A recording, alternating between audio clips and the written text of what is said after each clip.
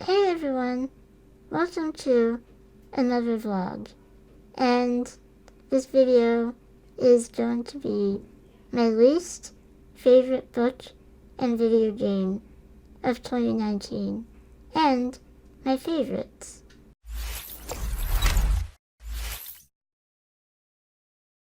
Of course, this is all my opinion, so feel free to disagree and also maybe agree. My least favorite book of 2019 was Auschwitz Lullaby by Mario Escobar. And this was originally written in Spanish and translated to English. This is such a heavy topic, so if you want to skip ahead to the next item on my list, I will put a timestamp here. Boop. This is based on a true story of Helene Hannemann, and she was a German woman living with her husband and their children, and her husband was Romani. The Nazis came for her husband and children, and she decided to go with them. She had the option to stay, but she didn't. She went with her family.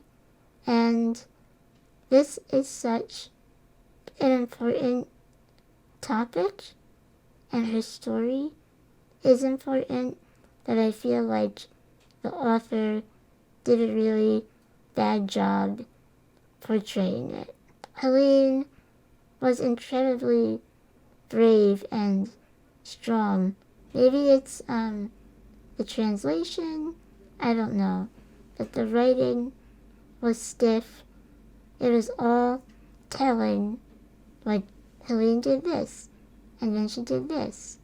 And the tone of the book, there was just no emotional connection. And at the end of the book, everyone died. And I feel like ending it with a narration by Joseph Mengele was really a bad idea and in poor taste. I wanted to like this book, and I didn't. And that's really sad. And it's not just that it was bad, but her story was not told the way it should have been. As for my least favorite video game, it pains me to say this because I'm such a huge fan of all the other games in this series, but it has to go to Nancy Drew Midnight in Salem. This game was developed by Her Interactive. They've been making this game for 5 years. 5 years. And it feels so rushed. Just, I can't. The character animations are abysmal, and their dialogue doesn't even sync with their mouth movements. Might have crossed my mind. Keep the excessive cheeriness under control, and we'll be fine. Unlike previous Nancy Drew games, there's no meaningful dialogue choices and only a handful of puzzles crunched in near the end. The controls were this weird hybrid between point and click and free look, which made it less accessible because I had to hold down the right mouse button to look around, as opposed to just clicking with the left mouse button. Also, as you're trying to navigate the environments, the characters follow you around like a stalker, and they get in the way of where you have to look and where you have to go. So frustrating. Most of the voice actors were good, except for the one that mattered, Nancy Drew. Do I need to take a test or get a diploma? How did you perform that trick? Her Interactive's new leaders decided not to bring back the iconic Lonnie Nanella, who voiced all the other Nancy games. Dear Dad, who would have dreamed taking a vacation to visit Aunt Eloise in Florida would result in another case? Seems a student named Jake Rogers was murdered at the high school last week, and an undercover police detective wants me to pose as a student to search for any leads at the school. In addition to the subpar performance of the new actor, there were these weird distortion on some of the voice lines, as you can see here, or here. Why are there protesters in a small town like this? Why are there protesters in a small town like this?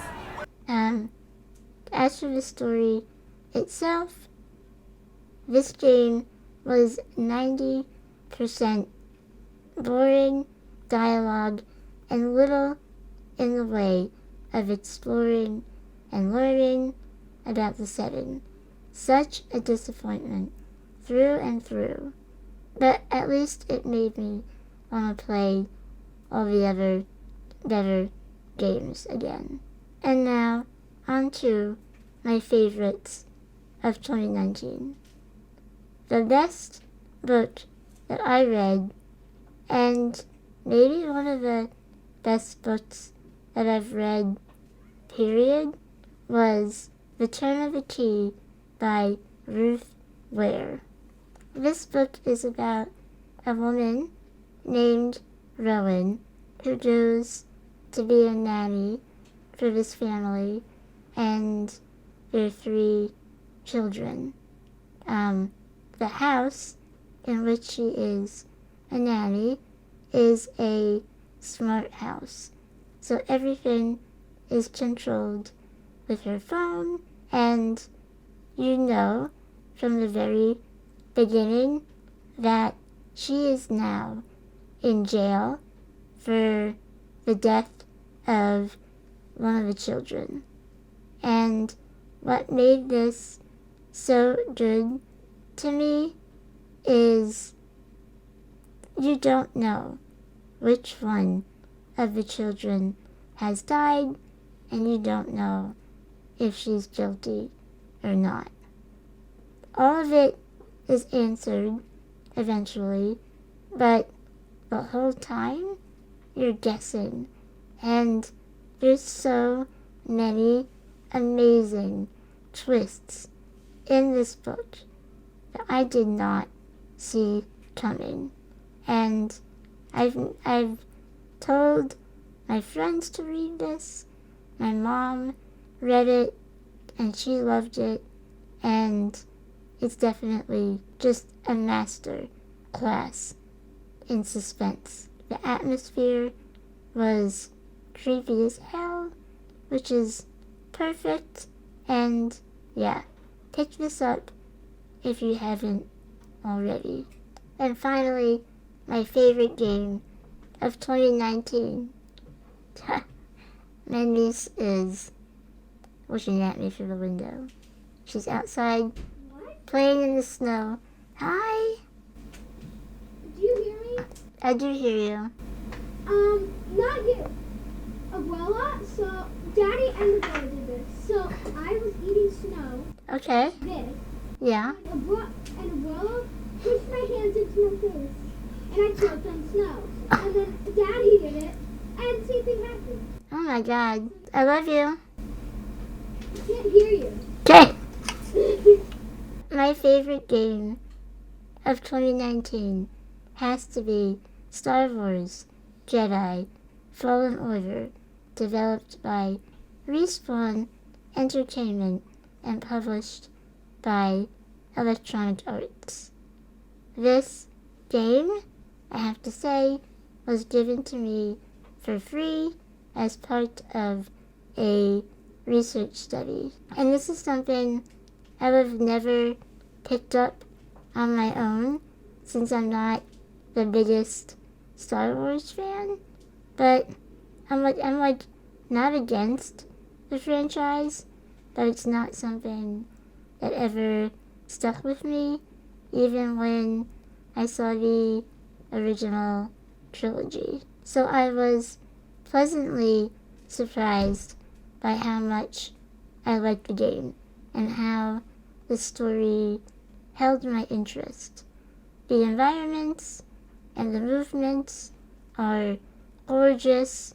I especially liked the glow of the lightsaber in the dark caves and the slow motion finishing moves against stormtroopers and customizing your outfits and BD1's colors and your lightsaber. Totally awesome. There's also a few puzzles along the way.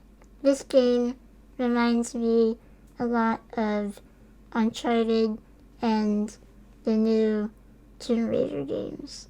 Jedi Fallen Order takes my favorite part of those games and crafts this beautiful story around it with challenging but satisfying melee combat. The best part is you don't have to know much about Star Wars to appreciate the story, which is good, because I don't know much about Star Wars. Accessibility-wise, this game uses every button on the controller, which is difficult for me because I can't ever reach certain buttons, like right trigger, for instance. So I spent a lot of time swapping between the push and pull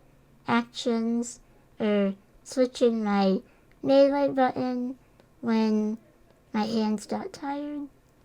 And there's also great captions and the ability to make them different sizes, which is definitely much appreciated. Overall, the game, access-wise, it worked for me, but not without some frustrations. But I still loved it, and it's the best game I played last year. And I'm actually still playing it, and you can check me playing it on my Twitch channel. So check that out in the description below. That's my list. Let me know in the comments what your thoughts are, and what are some of the best games that you played last year. I want to know. Tell me. And also your favorite book. So take care. Thank you so much for watching. And I'll see you soon. Bye.